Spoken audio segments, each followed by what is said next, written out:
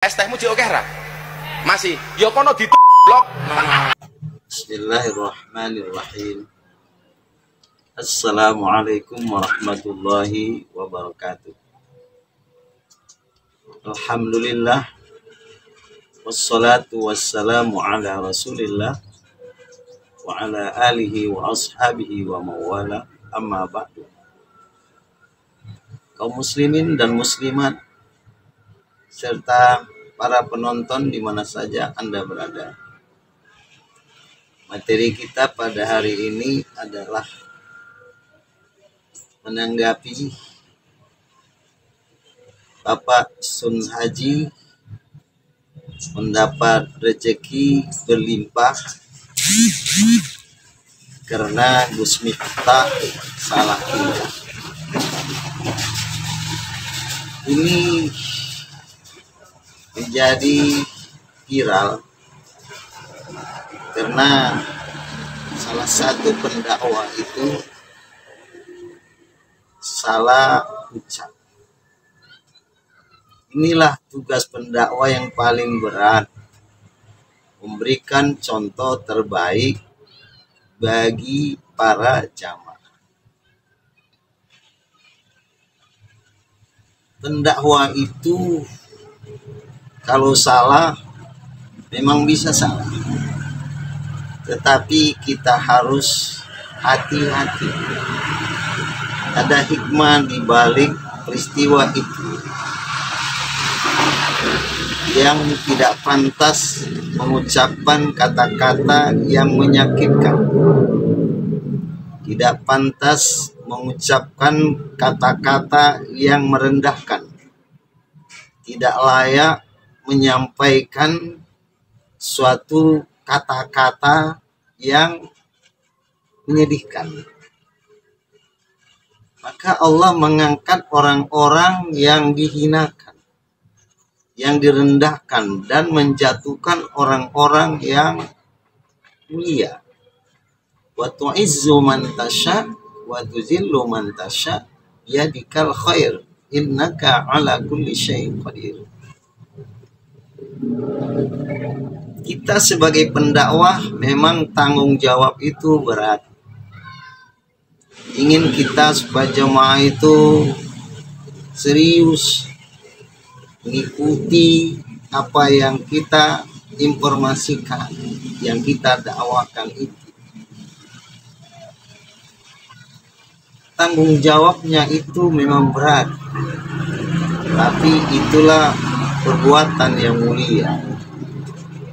Kita memang tidak mau mendiskreditkan seorang pendakwah karena satu kesalahan, tetapi kita mengambil hikmah dari kesalahan itu untuk perbaikan ke depan.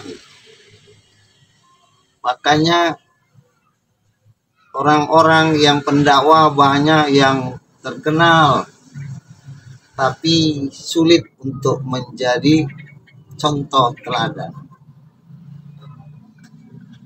Ud'u ila sabili rabbika bil hikmati wal mau'izatil hasanah wajadilhum billati hiya ahsan. Pesan Allah pada surah An-Nahl ayat 125 itu, ajaklah manusia dengan hikmah, dengan kata-kata yang bijaksana, dengan tutur kata yang indah, dengan bahasa yang mengajak bukan mengejek. Itu yang pertama. Maka kata-kata harus dipilih yang terbaik dari yang baik. Maka memilih kosakata itu adalah salah satu yang perlu kita pikirkan dan kita mohon petunjuk Allah Subhanahu wa taala agar yang disampaikan melalui lidah sampai ke hati, bukan hanya sampai pendengaran.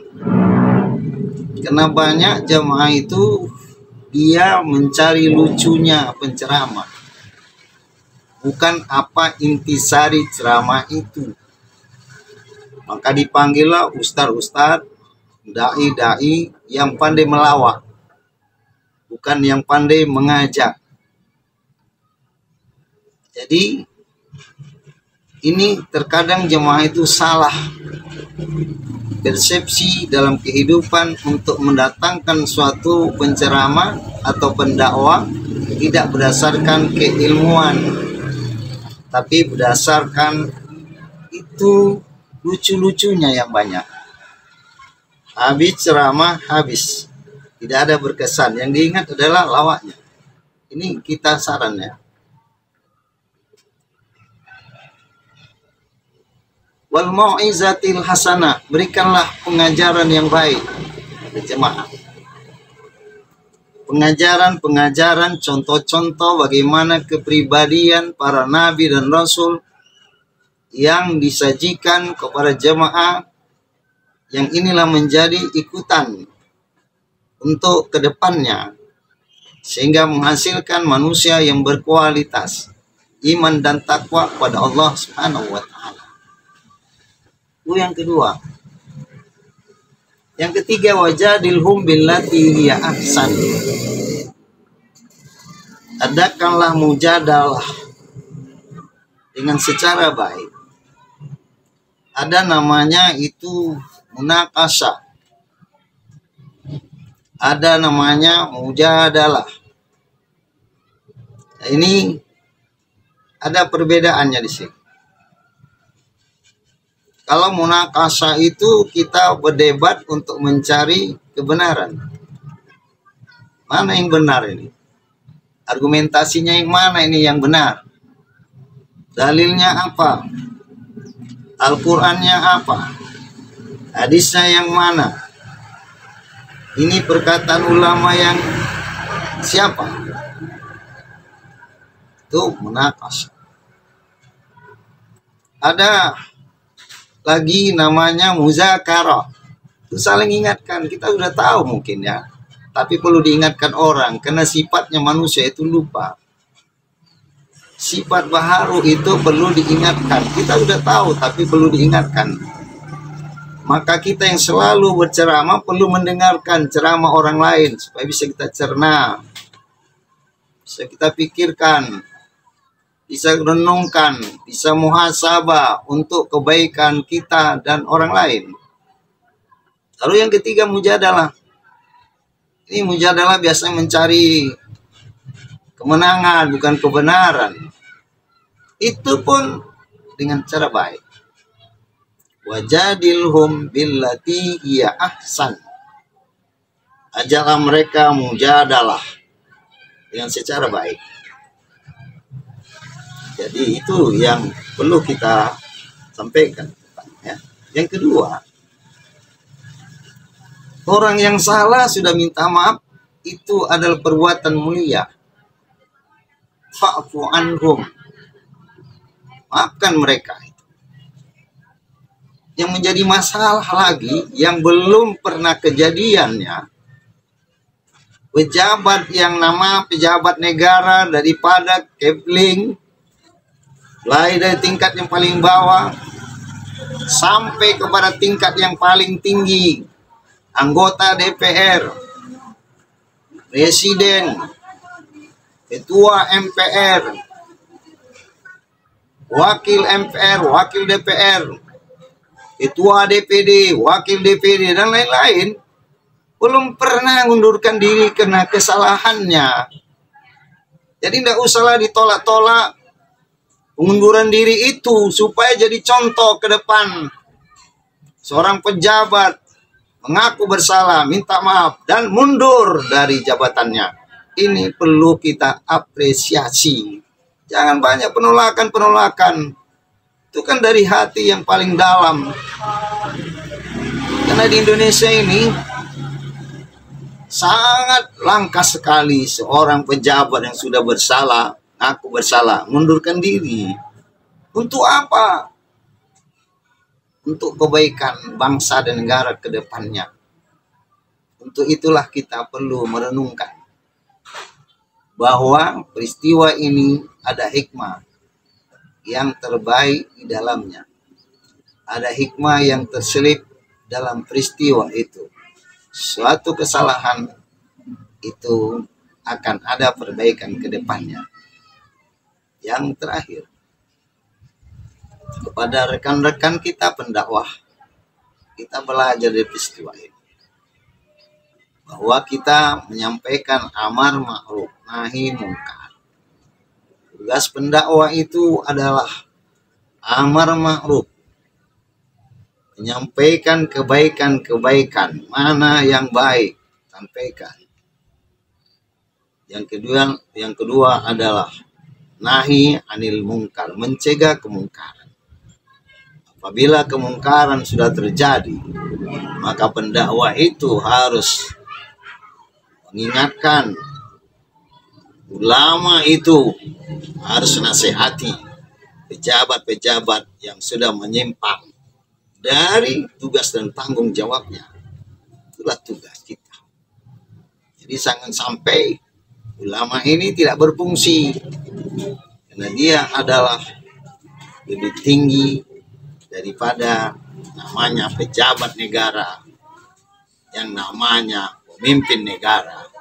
Kita mengharapkan di negara kita yang kita cintai ini, para pemimpinnya itu bukan sekedar pejabat negara, tapi menjadi pemimpin negara, pemimpin rakyat.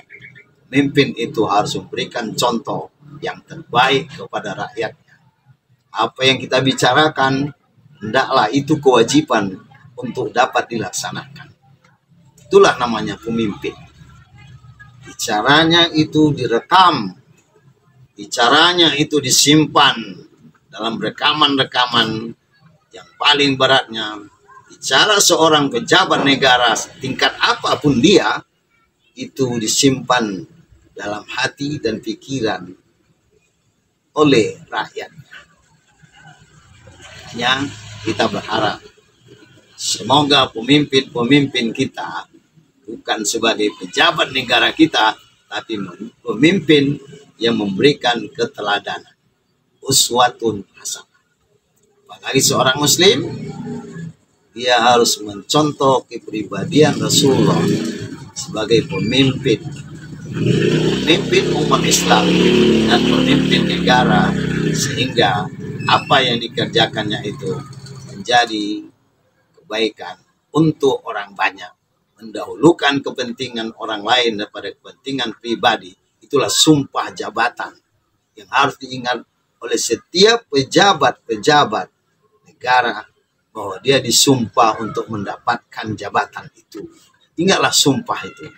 Jangan pemimpin dan pejabat kita termakan sumpah karena tidak melaksanakan tugas dan tanggung jawabnya dengan baik. Sekian dan terima kasih. Semoga apa yang kita sampaikan bermanfaat bagi pendakwah dan bagi bangsa dan negara kita ke depannya. Amin ya rabbal alamin. Wabillahi taufik wal hidayah. Wassalamualaikum warahmatullahi wabarakatuh.